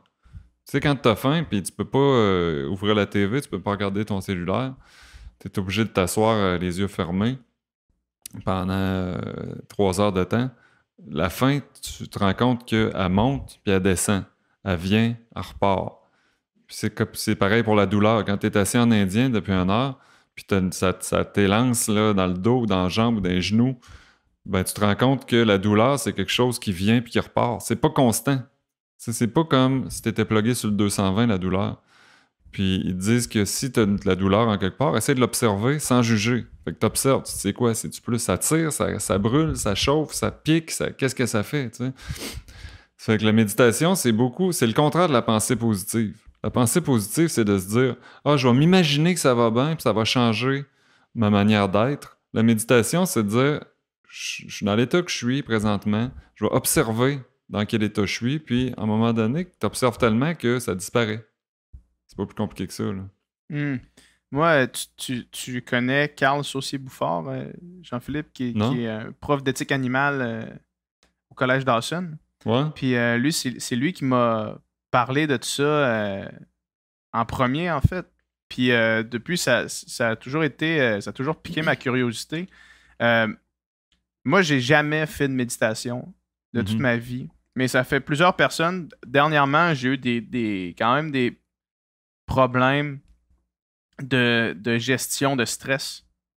J'avais beaucoup de choses à penser, beaucoup de choses qui m'occupaient, puis j'ai, pour la première fois de ma vie, fait des épisodes de stress intense, là, sans dire attaque de panique, parce que je sais pas si c'était réellement ça, mais des vrais épisodes de stress intense. J'en ai perdu des cheveux, puis c'était vraiment, tu sais... Ah ouais? Ouais, puis là, moi, ça fait beaucoup de monde que je leur dis ça, tu sais, puis qui me parlent de méditation, puis c'est quelque chose qui m'intéresse beaucoup. Puis on avait un ami qui a été mon coloc pendant 1 an à Québec, Phil. Puis Phil, lui, il était allé en Thaïlande. Puis je pense que c'était en Thaïlande. Puis il avait fait 27 jours en silence. Puis lui, ce qu'il disait, c'est qu'à un moment donné, je pense que c'est après la 7e journée où il était juste plus capable. Puis tu sais, il s'est mis à pleurer incontrôlablement. Puis après ça, il a comme réussi à remonter la pente, puis il dit vers la fin, j'étais capable de me sortir de moi-même puis de m'observer. Fait qu'il il méditait, il était assis, puis il se voyait méditer, puis il était capable de comme tu disais, d'observer qu'est-ce qui se passait en dedans de lui. Puis suite à ça, quand on habitait ensemble, souvent je rentrais dans l'appartement. Toutes les lumières étaient fermées, fait que je pensais que j'étais tout seul. J'ouvrais les lumières, puis Phil était au milieu du salon, dans le noir total. Puis là, il ouvrait les yeux, puis il me saluait. Puis lui, il était résident en médecine à ce moment-là. Puis il disait que ça l'aidait vraiment beaucoup quand il y avait des horaires de pas possible, puis que sa vie allait trop vite, tu sais, à juste ralentir la vie, puis à observer qu'est-ce qu'il ressentait. C'est quoi le stress? Qu'est-ce qui amène le stress? Puis une fois que tu relativises ça, j'imagine que c'est beaucoup plus facile de le rationaliser puis de le gérer. Est-ce que tu l'utilises un petit peu comme ça? Puis si moi, mettons, je veux commencer à m'y informer ou à m'y intéresser, qu'est-ce que tu me suggères? Qu'est-ce que tu ferais? Ben, l'important, c'est ce qu'on apprend dans le bouddhisme puis dans la méditation, parce que toute méditation a des racines bouddhistes. Là. Tu sais, le mindfulness puis tout ça, ça a toutes des racines bouddhistes. Ce qu'on apprend, c'est l'équanimité. C'est que c'est pas les événements, c'est pas les situations qui font que tu vas souffrir, c'est la manière dont tu les perçois. C'est ton hamster mental qui part. La preuve, il y a des gens qui ont tout ce qu'ils veulent. Tu sais, on est en Occident ici, là. On ne mourra pas de faim, personne. Là. Tu t'assois chez vous, puis tu te mets à... Tu sais, le scénario catastrophe. Ah, mais là, qu'est-ce qui va arriver? Tu sais, qu'est-ce qui va m'arriver la semaine prochaine? Puis là, encore plus, quand on est en confinement comme ça, on se met à dire, ben là, est-ce que la vie va reprendre son cours? Fait que quand tu médites, t'observes. Puis c'est des vagues. Ça arrive, ça vient, ça a un pic, puis ça redescend. Puis une fois que tu t'es rendu compte que tout a un pic, puis que tout redescend dans la vie est bien plus facile. Mais ça, il faut que tu t'arrêtes pour observer ça. En méditation, tu n'as pas le choix de l'endurer, le pic. Le pic de douleur physique, le pic d'anxiété, le pic de douleur mentale, le pic à un moment donné, c'est boring, là, c'est vraiment plate. Là. Ça fait que ça monte, tu observes que ça monte, ça atteint un plateau, tu observes que c'est un plateau, tu observes que ça redescend. Puis ça, c'est un entraînement mental, comme tu t'entraînerais pour faire du marathon, mais tu entraînes ton esprit. Fait que ce que tu peux faire pour commencer, la méditation, il n'y a rien qui est plus simple que ça, mais il n'y a rien qui est plus difficile. C'est-à-dire que tu t'assois confortablement, le dos droit, en indien ou sur une chaise, tu observes le souffle. Tu observes ta respiration. Tu essaies de te concentrer sur une seule chose, ta respiration. Ça peut être la sensation au niveau de tes narines, ça peut être ton abdomen. Puis à toutes les fois que ton esprit part, puis il se met à vagabonder, puis à se demander ce qu'on va manger pour souper, tu reviens à ta respiration. Puis c'est ça le muscle de la méditation. Puis c'est ça qui procure une détente à un moment donné dans ta vie de tous les jours, c'est que ce muscle-là, il devient plus développé. Puis t'arrêtes de t'éparpiller à gauche à droite dans des scénarios catastrophes, puis tu reprends le contrôle, tu regroupes ton esprit, puis tu t'apaises. Puis pendant la méditation, quand tu es rendu à un certain niveau, ton subconscient, il processe des affaires aussi. Ça, c'est quand tu fais une retraite, tu te rends compte que tu ressors de là avec t'es pas mal moins pesant que quand t'es rentré. Ton attitude a changé parce que t'as pas eu le choix de confronter certaines pensées. Il y a des gens que ça se manifeste au niveau physique, ils vont pleurer, ils vont avoir des crises. Il y a des gens, c'est au niveau physique, ils vont avoir des douleurs incroyables. Puis une fois qu'ils ont processé la pensée qui était rattachée à cette douleur-là, ça va mieux. Mais une chose est certaine, quand tu sors d'une retraite de méditation, moi j'ai vu des délinquants sortir de là, puis je reconnaissais pas. Tu sais, la première journée, on arrive, on a le droit de parler, on rencontre des gens, on leur jase, puis tu dis, OK, tu vois un petit peu le caractère de tout le monde. La dernière journée, quand tu te remets à parler avec les gens, c'est deux personnes différentes souvent. En 10 jours. Tu sais, c'est incroyable, mais si c'était facile, il y aurait beaucoup plus de monde qui ferait de la méditation. Là. Exact.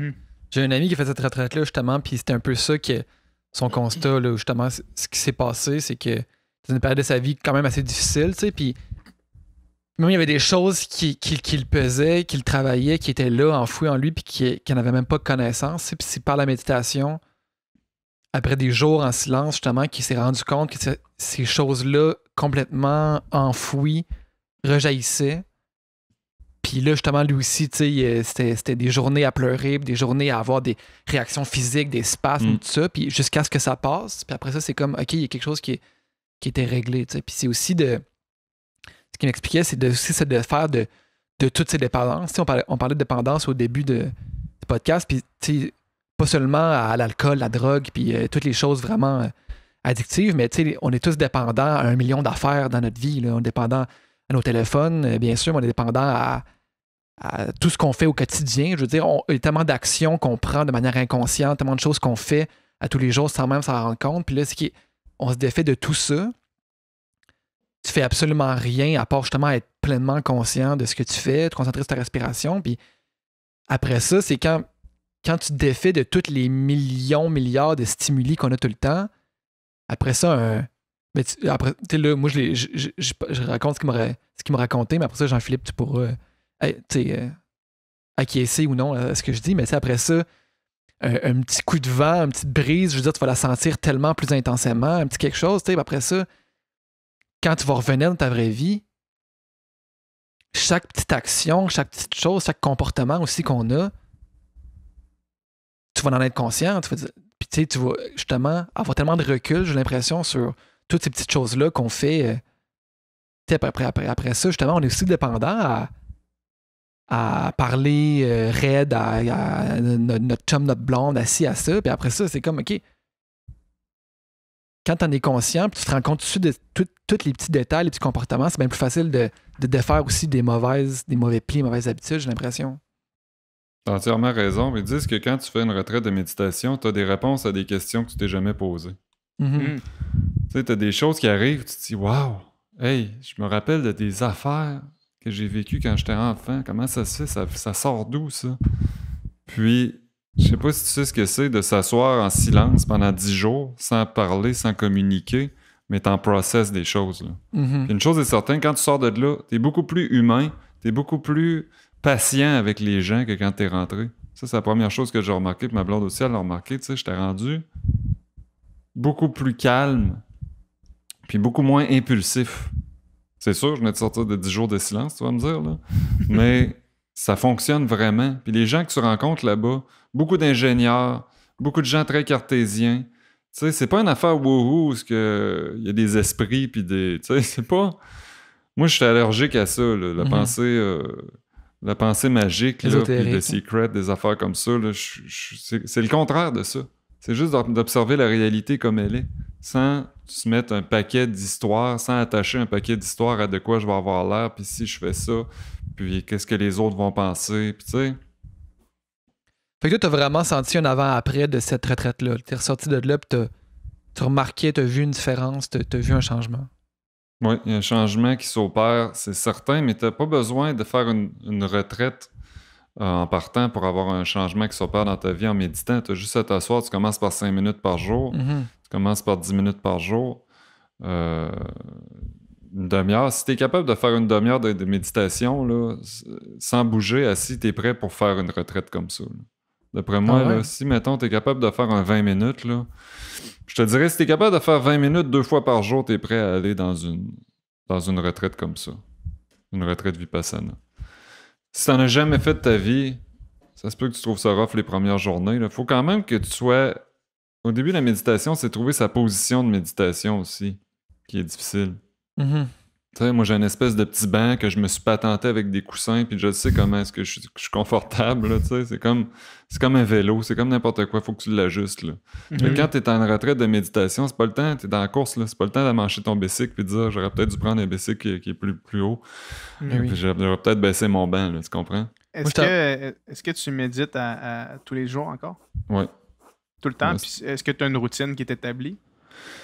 Oui, j'essaie de méditer le matin. On dirait que quand tu as commencé ta journée, c'est plus difficile de méditer parce que là, tu te dis, bon, là, je prends un break pour méditer puis j'ai d'autres choses à faire après. Tu penses juste à ce que tu as à faire après. Tu sais. Fait que souvent, c'est mieux de méditer. Il y en a qui aiment ça méditer le soir, il y en a qui aiment ça méditer le matin. Ça dépend de la personnalité. Puis quand on médite, là, c'est pas mettre de musique, là, tu sais. Il y a des gens qui pensent que la méditation, c'est de mettre la musique, puis non, c'est pas... Comme dans un spa, là. C'est juste des sons de nature, là. Les gens, ils pensent... Le terme méditation, c'est galvaudé, là, tu sais. Je vais méditer là-dessus. Non, méditer, c'est pas avec des ding-ding, puis des boum-boum, puis du tam-tam. Méditer, c'est le contraire. Des chants grégoriens, là. C'est le contraire. C'est juste, c'est pas de musique, puis c'est plate, tu sais. Ouais. C'est plate, mais à un moment donné, t'atteins un niveau de bien-être. Ça devient le fun à un moment donné, la méditation. Est-ce que le but, c'est de penser à rien? Ou c'est de laisser venir qu'est-ce qui vient? Qu'est-ce qu'il faut qu'il se passe dans...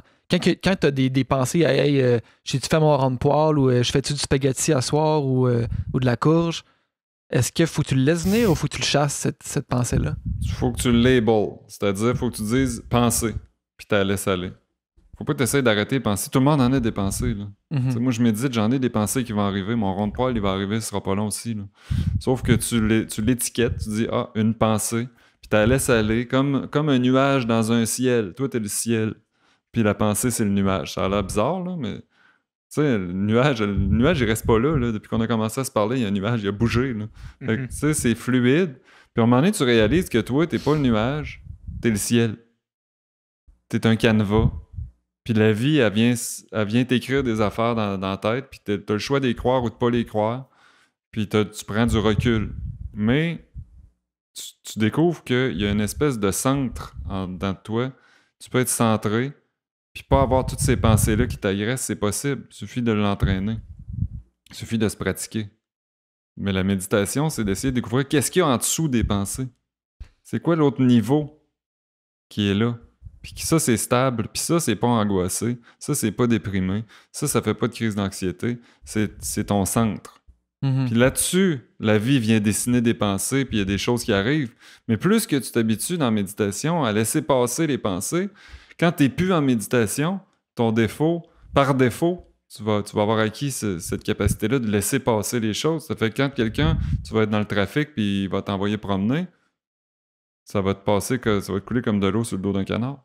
Puis ça, c'est drôle quand tu réalises à un moment donné, tu te dis, Caroline, j'ai changé parce que dans des moments stressants, c'est la méditation qui embarque. Quand tu as un moment angoissant, c'est ton background de méditation qui embarque. Quand tout le monde en parle, c'est ta méditation qui embarque. C'est ton training qui embarque sans que tu t'en rendes compte. Tu comprends? C'est quand tu te chicanes avec ta blonde que c'est ton training de méditation qui embarque. C'est cette espèce de paix-là que tu as réussi à entraîner comme un muscle, ben il est tout le temps là. Tu le traînes avec toi. Là. Mhm. Est-ce que dans une retraite comme ça, premièrement, comment ça fonctionne? Est-ce que tout le monde est dans une grande pièce ou chacun dans son... Puis est-ce qu'il y a un coaching? Est-ce que tu te fais enseigner comment bien méditer ou c'est vraiment juste t'arrives là, silence, go, on médite? T'arrives là, tu peux parler jusqu'au soir où on se couche, puis là, t'es 2 par chambre souvent. Si tu veux vraiment pas être 2 par chambre, tu peux demander une chambre seule. OK. Puis à partir de ce moment-là, on t'instruit, on te donne une place dans une grande pièce de méditation. Les hommes sont séparés des femmes. Fait que t'as peut-être 100 hommes d'un bord, 100 femmes de l'autre, tu te côtoies pas, tu les croiseras jamais. Fait que t'as une grande salle de méditation, on t'attribue une place au hasard dans la salle de méditation, puis ça va être ta place, t'as ton coussin, t'as un petit banc, tu peux te servir, là, tu peux t'arranger comme tu veux pour être confortable. Mhm. Après ça, t'es dans ta chambre avec l'autre personne. Tu n'as pas le droit de communiquer. Ça fait que t'as pas le droit de regarder l'autre personne. C'est comme si tu vivais, des fois t'as un petit muret de rien entre les deux personnes. Ça, c'est weird au début, là. À un moment donné, si tu veux faire, il y a une autre personne dans ta chambre, tu y parles pas, mais ça devient tellement naturel de pas communiquer que ça te passerait pas par la tête d'aller dire « Hey, salut champion, comment ça va? » Tu comprends? T'es dans ta bulle. Puis là, t'as un horaire très strict. Tu sais, ils ont fait ces méditations-là en prison, puis c'était plus strict ce qu'ils avaient aménagé pour les méditations que la prison en général. Il fallait qu'ils fassent une section plus stricte que la prison dans le gymnase. Tu comprends? Fait que tu te lèves, tu médites de 4 à 6, à 6 heures, tu sais, je dis ça, je connais pas l'horaire exact, là, mais je pense que c'est 4 à 5 et demi. Après ça, tu déjeunes 6 à 7. Après ça, tu retournes méditer pendant 1 heure. Tu as un temps libre. Le soir, il y a des vidéos qui t'expliquent jour après jour quoi travailler, qui t'expliquent comment méditer. OK. C'est là que c'est une formation. Puis c'est important que ce soit des vidéos parce que c'est pas l'interprétation du professeur. Il y a un professeur qui est là, tu peux le consulter, mais c'est pas son interprétation à lui. Sinon, ça changerait tout le temps. Les vidéos, c'est pour que ce soit standard internationalement. Tu comprends? Ouais. Ça fait que tu peux aller le voir, le professeur. Moi, j'avais très, très mal à une jambe. Ça fait que j'ai dit, qu'est-ce que je fais? Là? Je peux-tu avoir une chaise? Il dit, regarde, je te conseille d'essayer encore une journée. Puis si jamais t'as vraiment encore mal, on va te donner une chaise. Mm-hmm. Finalement, ça avait passé de manière assez miraculeuse. Là. Mais tu peux aller voir le professeur, puis t'as des repas, 2 repas par jour. Après-midi, tu manges pas jusqu'au lendemain. Ah ouais. quand c'est quand c'est ton premier séjour de 10 jours, tu peux manger des fruits, puis boire du thé le soir. À moins que tu aies une condition particulière. Puis tu sais, si tu as une condition particulière, ils se battront pas avec toi. Là. Tu peux en avoir des toasts le soir. Là. Tu sais, c'est pas c'est une prison, mais pas à ce point-là. Là. Mhm. Puis on dirait même que quand tu sais, si t'as bien faim, tu manges une pomme, on dirait que t'as encore plus faim, plus faim après. Là. Ouais. Fait qu'à un moment donné, tu viens quasiment jaloux des gens que c'est leur deuxième séjour, puis qu'eux autres, ils mangent pas du tout. Mais ceci dit, si tu veux manger, tu peux. Puis inquiète-toi pas quand t'as pas mangé, t'as mangé une pomme depuis la veille, depuis le midi la veille, là, ton déjeuner, il est bon, maudit. Tu sais, puis c'est tout végé, c'est tout végétarien, vegan. Euh, Ça, c'était une question que je voulais poser parce que j'ai parlé à quelqu'un qui fait ça pas mal, là, un ami à moi qui médite beaucoup, puis que depuis qu'il a commencé à méditer, il a vraiment été rapproché du véganisme sans être vegan maintenant. Il est végétarien à 100%, puis il a ses poules, il a fait venir ses poules, il habite dans le nord, il a ses poules, il fait ses œufs, euh, puis lui, il dit que ça, se rapprocher de lui, puis comprendre.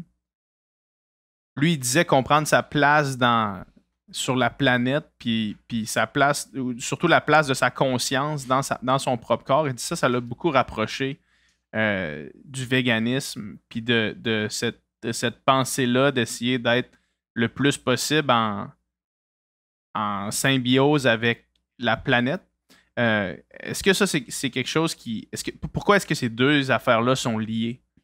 Pourquoi est-ce que justement dans une retraite comme ça, c'est végé, puis dans la vie, les gens souvent qui sont bouddhistes ont tendance à être plus végétariens et véganes?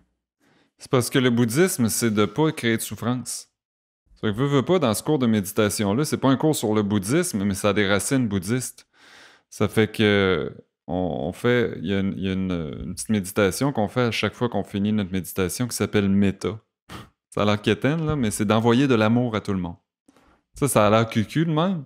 Mais, tu sais, à la fin de ta méditation, tu dis, OK, je vais prendre mes amis, je vais leur envoyer de l'amour à mes amis. Après ça, il faut que tu envoies de l'amour à quelqu'un qui est neutre. Puis après ça, le bout le plus difficile, c'est que tu envoies de l'amour à quelqu'un que tu haïs. Puis ça, il y a bien des affaires qui sont dures dans la vie, mais de t'asseoir en indien puis de dire, ah, c'était trop de cul là. Je vais y envoyer de l'amour. Je vais y penser à envoyer lui, de mais je vais y l'amour, envoyer je de vais l'amour. penser à lui. Tu sais, mais ça fait du bien.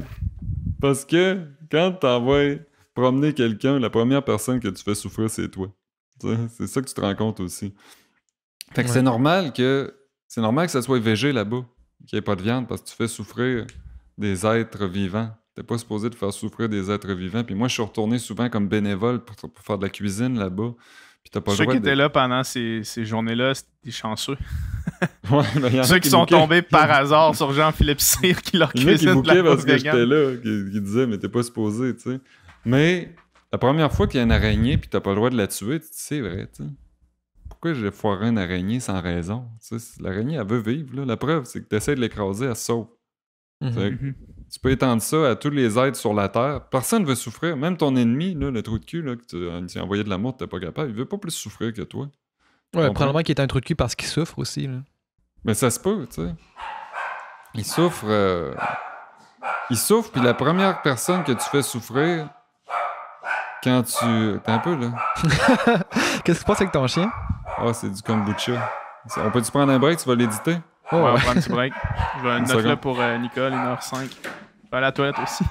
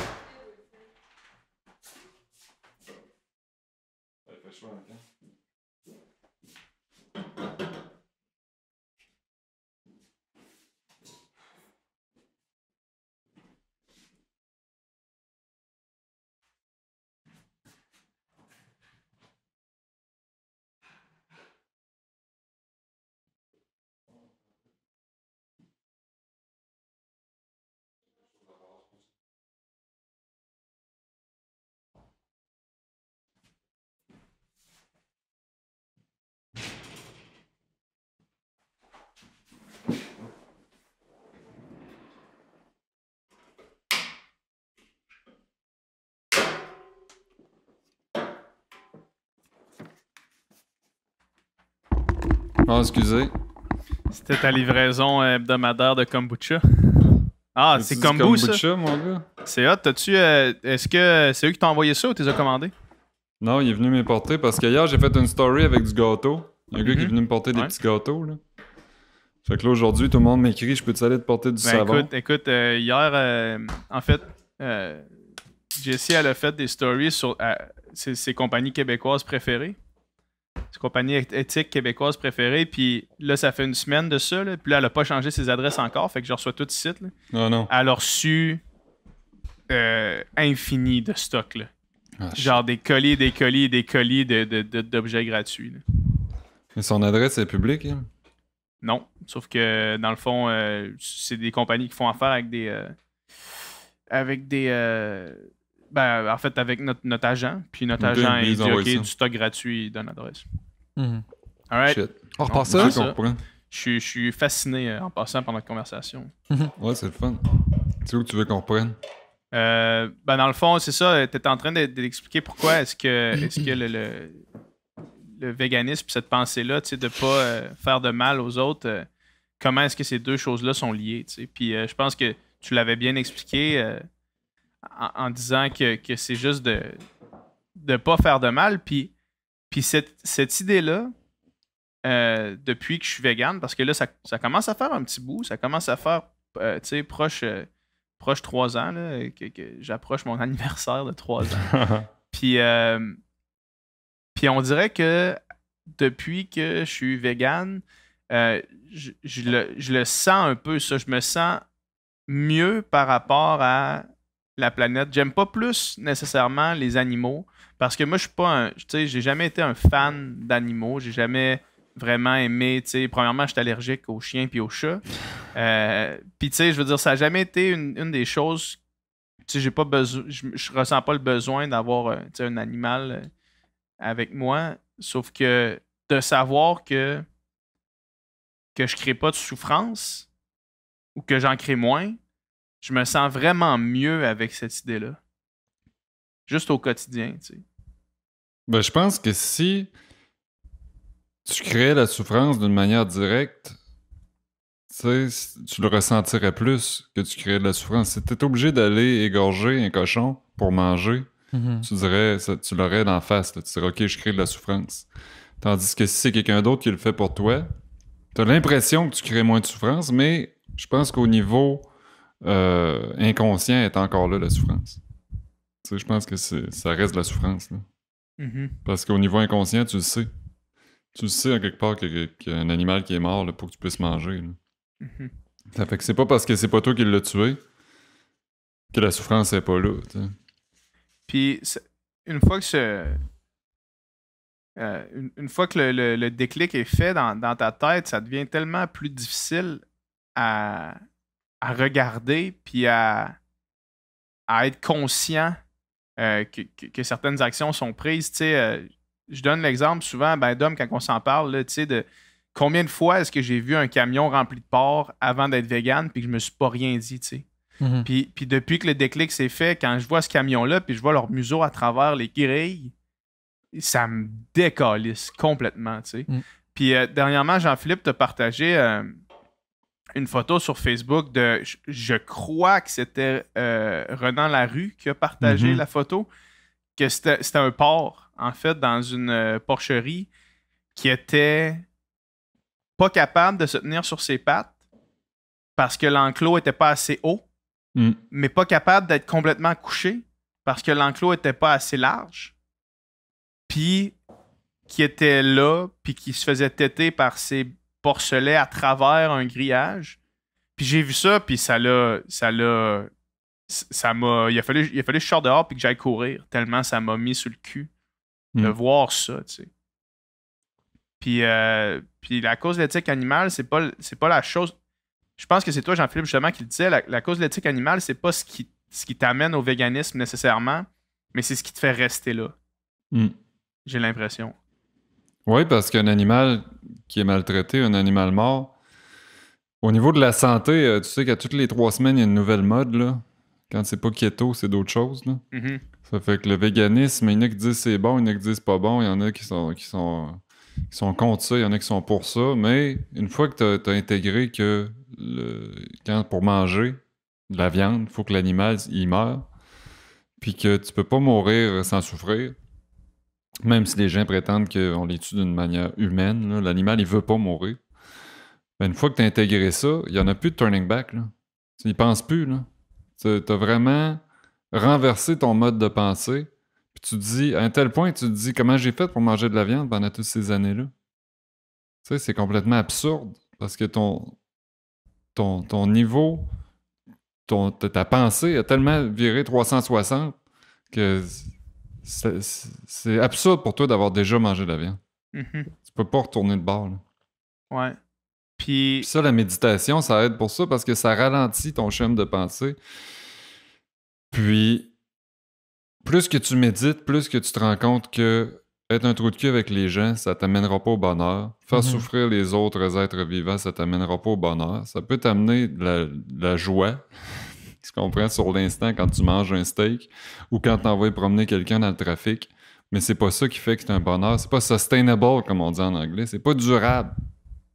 Puis t'es mieux d'investir sur un bonheur durable que sur des plaisirs éparpillés à gauche et à droite. Mhm. Absolument. Puis vas-y, Dom. J'allais juste demander quelqu'un qui veut commencer la. Je dévie un petit peu la conversation, mais quelqu'un qui veut commencer la méditation, tu sais, là, il y a toutes sortes d'applications puis tout ça. Est-ce que ça peut être une bonne porte d'entrée d'après toi ou t'es mieux de mettre ton téléphone le plus loin possible si tu veux commencer ça? Non, tu peux commencer par des méditations guidées. Il y a des apps qui s'appellent Calm. Il y a des apps, il y a plusieurs applications là, qui aident à méditer au début, mais le plus vite possible, tu vas pouvoir t'affranchir de ça, mieux ça va être. C'est sûr qu'au début, moi, quand j'ai commencé à méditer, je fréquentais un centre bouddhiste où il y avait quelqu'un qui nous expliquait, tu sais, elle disait, OK, ben là, concentrez-vous sur votre respiration. Puis, de temps en temps, elle nous rappelait de se concentrer sur notre respiration. Puis c'était une bonne chose parce que là, tu étais vraiment parti, là, tu jouais au baseball. Là, tu sais. Mais le plus vite possible, tu vas arriver à t'affranchir de ces applications-là. Mieux que ça va être. J'ai l'impression qu'il y a quelque chose de contre-intuitif, tu sais, ou de paradoxal, dans le sens que pour moi, mon téléphone, c'est une source de stress quand même, là, tu sais, puis justement, quand tu veux méditer, tu veux essayer de réduire ton niveau d'anxiété. Fait que là, d'avoir ton téléphone juste à côté, qui peut avoir un message qui rentre ou n'importe quoi, quand tu essaies de méditer, ça me paraît un petit peu contre-productif. Non, c'est ça, c'est contre-intuitif. Mais la méditation, c'est aussi... Si tu médites, automatiquement, il va y avoir du bruit. Là, on vit en ville souvent, là, ça fait qu'il va y avoir un oiseau à un moment donné. Puis, tu l'as pas entendu avant de commencer à méditer, là, mais le maudit oiseau, là, c'est sûr, aussitôt que tu commences à méditer, il vient s'installer sur le bord de la fenêtre. Mais la méditation, c'est ça aussi, c'est d'apprendre à dealer avec l'oiseau, c'est d'apprendre à dealer avec la mouche qui vient se poser sur ta tête, puis c'était tout le temps la même motadite mouche. Là. C'est aussi d'observer ça sans juger. C'est d'observer l'oiseau sans juger, c'est d'observer la mouche sans juger. C'est d'observer qu'il y a peut-être un message qui va rentrer sur ton téléphone, puis juste ça, de pas te garrocher pour regarder c'est qui, c'est déjà, un travail. Tu fais travailler ton muscle de méditation. Tu sais.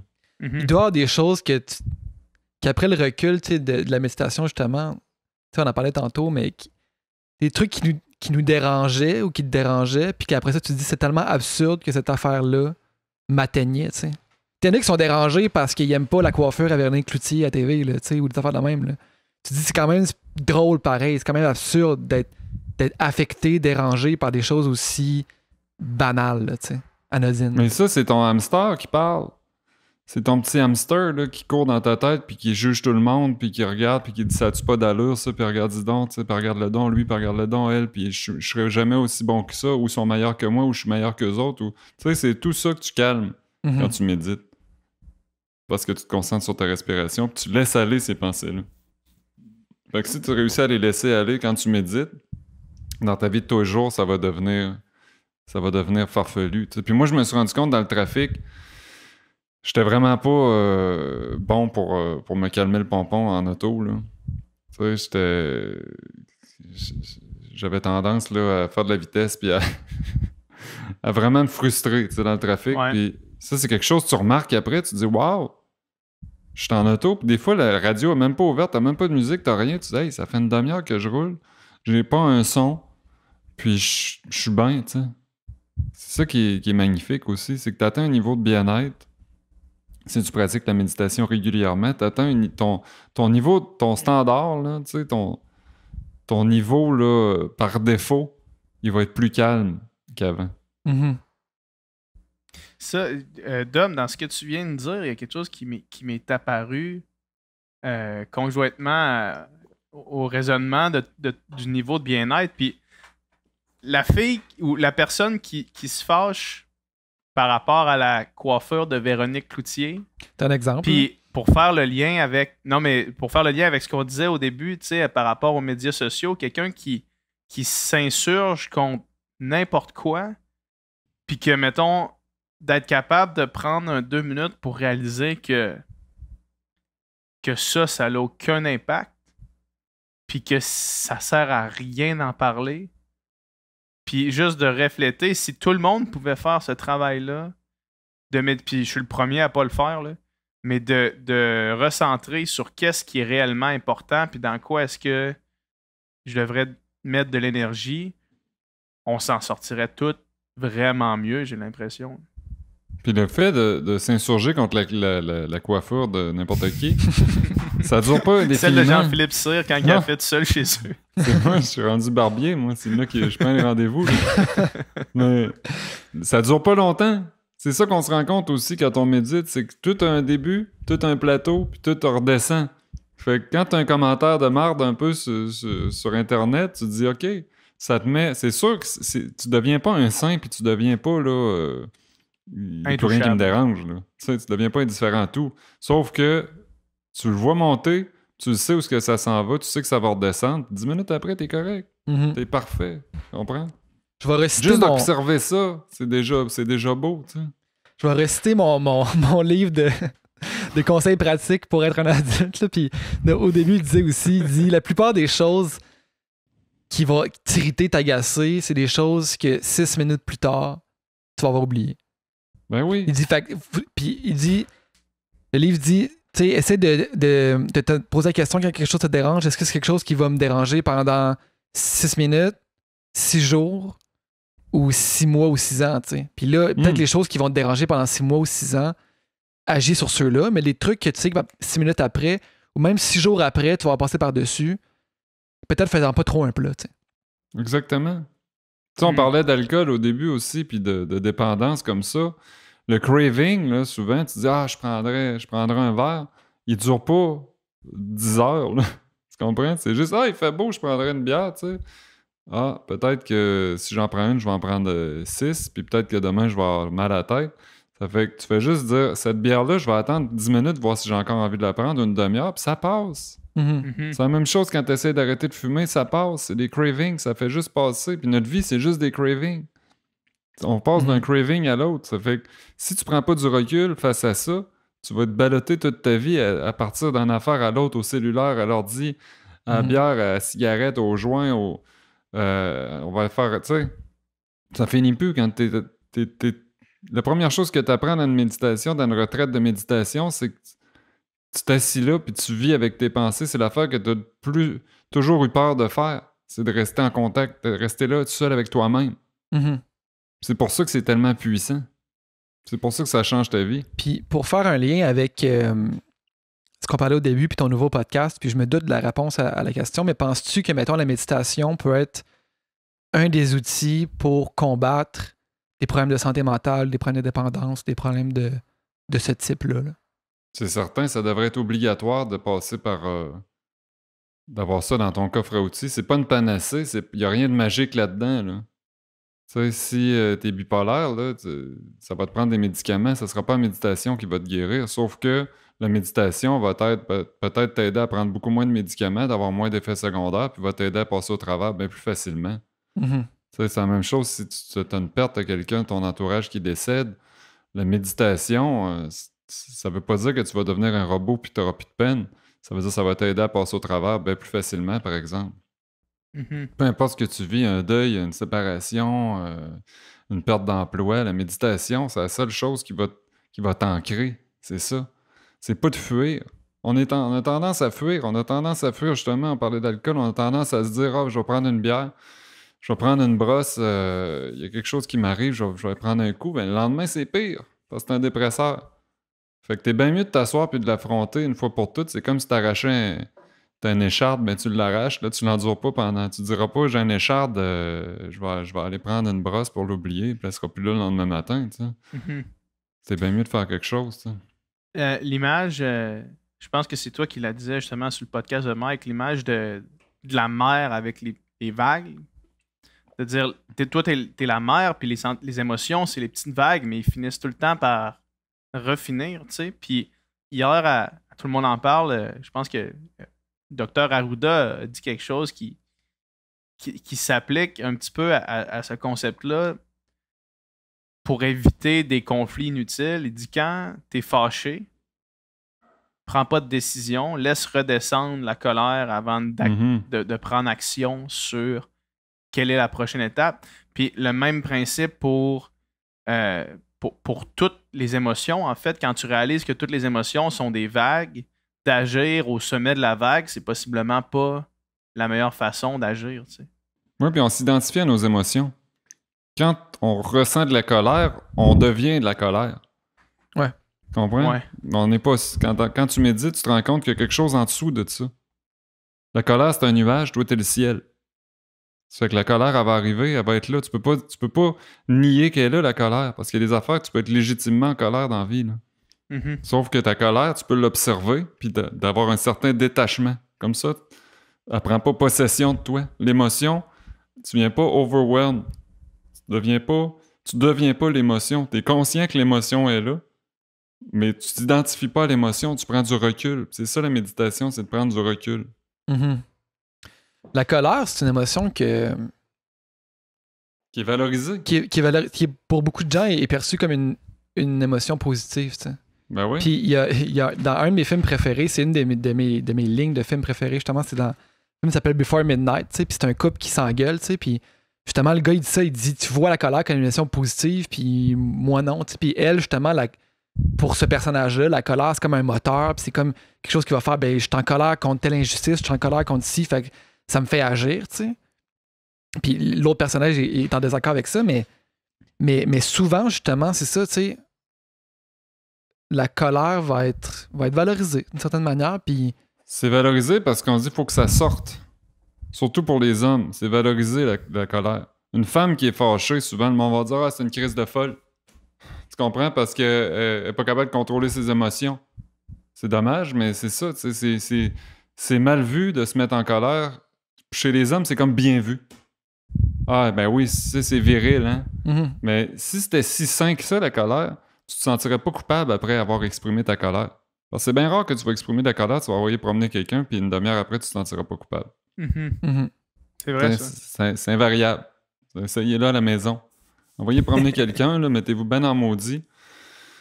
Puis aussitôt que ça retombe, ben, t'aurais été bien mieux d'observer la colère qui monte puis savoir qu'elle redescend, plutôt que de te laisser aller à la colère. Puis ça, dans le bouddhisme, ça a des racines asiatiques. Les Asiatiques, eux autres, la colère, c'est vu comme une perte de contrôle. C'est pas vu comme quelque chose qui est fort, c'est vu comme quelqu'un qui est pas capable de se contrôler. Tu sais, c'est différent, là. Mm. Jean-Philippe, on ne veut pas utiliser toute ta journée, mais je voulais aborder une dernière chose avec toi. En ce moment, il y a beaucoup de... Ben, à cause du confinement, les exports et les imports ont beaucoup réduit. Puis il y a beaucoup d'animaux en ce moment dans les élevages qui vont être euthanasiés parce qu'ils ne seront jamais amenés à l'abattoir. Pour moi, ce que ça démontre, c'est un problème dans notre système, dans notre façon de fonctionnement. Et on voit des litres et des litres de lait qui sont vidés dans des égouts parce que on peut pas, les personnes les achètent. Quelle est ta lecture de cette situation-là? Ben déjà que c'est pas correct selon moi qu'on abatte des animaux, mais là qu'on les euthanasie, puis qu'on les enterre, puis que personne les consomme, c'est encore, tu sais. C'est terrible. C'est terrible, mais faut pas oublier que c'est terrible. Ils seraient morts pareil, ces animaux-là. Ouais. Ça fait que c'est terrible dans tous les cas. Là, les gens, c'est comme s'ils se réveillaient et disaient « Ah, il y a du gaspillage alimentaire. » Gaspillage alimentaire, il y en a tout le temps eu. À l'épicerie, qu'est-ce que tu penses qu'ils font avec la viande qui n'est pas vendue? Là? Ils la laissent pas Quasiment là. 33% de la viande qui est en épicerie est jetée. Ben, ça veut dire que 33% des animaux qu'on abat, soit 150 000 porcs par 800 millions d'animaux par année au Canada, tu sais, c'est des animaux, il y en a le tiers qui sont morts pour rien. Là, tout d'un coup, on s'insurge à cause qu'on va être obligé de les euthanasier. Ils s'en allaient à la même place, là. Mhm. Mais ça nous met dans la face aussi que pour l'industrie, je veux dire, un animal, c'est un bien comme un autre. Là. Tu sais, c'est déjà dommage qu'on va, mettons, envoyer des cargaisons d'automobiles dans un champ quelque part puis ne seront jamais utilisés ou qu'on jette ci, qu'on jette ça parce que c'est du gaspillage. Mais là, c'est des êtres vivants, tu sais. Puis c'est comme si c'était pareil. On n'a pas besoin, mais on va les jeter, tu sais. Mais c'est des meubles. Mhm. C'est ça le problème d'une société, c'est qu'on considère certains animaux comme des meubles, comme des biens de consommation jetables. La seule valeur qu'ils ont, c'est le prix. C'est ce que ça peut rapporter, puis ce que ça coûte à élever versus le prix qu'on le vend. Mais c'est des animaux. Certains animaux, pas tous les animaux. Ouais, Si on traitait les chiens comme on traite les cochons, il y en aurait, ça passerait aux nouvelles. Là. La photo, justement, que je parlais tout à l'heure, tu vois que si c'est un chien dans cette situation-là, la police débarque. Ben oui, la truie qui est pas capable de se tourner sur le côté, qui est pas capable de se lever debout. Si je mettais mon chien dans une cage qui est trop petite pour lui, la SPA débarquerait chez nous, ce serait pas long. Là. Mhm. Mais un porc, c'est normal que ça vive comme ça. Tu sais. Mais pourquoi en fait ça arrive ça? Parce que les gens continuent de manger. Là? Pourquoi Parce que c'est les exports. Le porc, c'est pas du porc du Québec. Fait que c'est le porc, la plupart du porc qui est fait au Québec s'en va en Chine. OK. Puis en ce moment, les exports sont vraiment ralentis. Puis la demande est beaucoup moins grande. Fait qu'on est pris avec des provisions de porc à l'infini. Là. Puis le monde pour le lait, par exemple, le lait, c'est juste qu'au Québec, on consomme vraiment moins de lait pendant une période de pandémie. Moi, les gens consomment moins, les restaurants sont fermés. Ouais. Tu sais, c'est une bonne chose que les gens consomment moins de viande. Là. Ouais. Tant mieux, là, ils vont peut-être arrêter d'en produire. Puis moi, je sais pas si vous êtes comme moi, mais moi, je suis certain que dans une société qui va être plus évoluée que la nôtre, à un moment donné, on évolue en tant que société. Là, on n'est plus barbare. Là, on est de moins en moins barbare. Les gens sont de plus en plus éveillés à la souffrance animale. Moi, je suis certain que dans une société pas si lointaine, il n'y en aura plus d'animaux là, qui vont souffrir. Là. On va regarder dans les livres d'histoire, on va se dire, t'en rappelles-tu dans le temps qu'ils mangeaient des animaux? Tu sais? On va dire, c'est absurde. Là. Tu penses que ça va disparaître pas si complètement? longtemps que ça. Ah ouais, OK. Dans notre société, je suis certain que ça sera pas si long que ça. Quand je regarde les jeunes, là, il y a de plus en plus de jeunes qui sont végés. Moi, j'ai l'impression, tu sais, mettons, en ce moment, je pense que c'est chez les moins de 24 ans, c'est vraiment un pourcentage élevé de la population qui est végétarien. Là. Puis, j'ai l'impression que quand ces gens-là vont être rendus à des positions, pas des positions de pouvoir, mais des positions décisionnelles, j'ai l'impression que c'est là qu'on va vraiment voir le switch s'opérer. Là. Mais c'est que ça va devenir la norme. Ouais. Être vegan, être végétarien, ça va devenir la norme. Fait que tu vas être un paria. Ça va être comme la cigarette. La société s'en va là parce qu'on part d'une société qui est complètement barbare dans les années 1800. On pendait du monde, là. Ça fait pas longtemps, là. On pend plus du monde sur la place publique aujourd'hui, là. Tu comprends? C'est vrai que ça fait pas si longtemps que ça. Ça fait pas longtemps. C'est nos arrière-grands-parents. L'esclavage, ça fait pas si longtemps que ça. Mais non, c'est nos arrière-grands-parents. Mm-hmm. En date d'une génération, il y en a des choses qui peuvent se produire, surtout avec les médias, là. Tout le monde a accès à l'information aujourd'hui, là. Mm-hmm. Fait que moi, j'ai bien confiance que, peut-être pas à court terme, mais à moyen terme, la société est appelée à changer. Mm-hmm.